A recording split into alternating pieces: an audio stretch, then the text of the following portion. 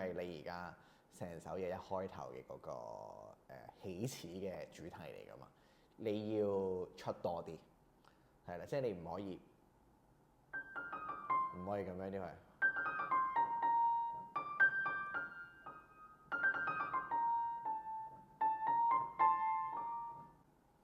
係啦，即係你可能類似。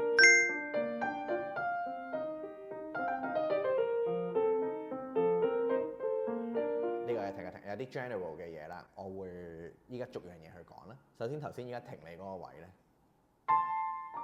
，in general 嘅嘢咧就係逢係你見到而家咧嗰個 slur 咧只係連住兩個音嘅話，係啦，即係咁樣啦。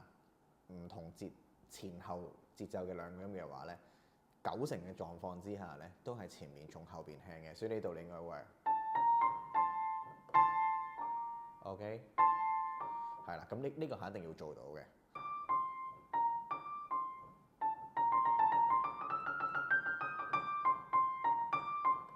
明唔明啊？放係啦，係啦，你而家做得好咗好多啦。然之後啲 OK，嚟一次呢度，試下明顯啲俾我聽到個 D 係大啲嘅，即係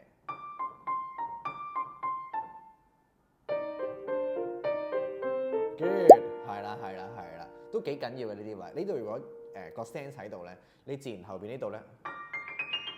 你自然你嗰個音量控制都會自然地想做得好少少嘅，然之後呢度繼續落去咯喎，係啦，跟住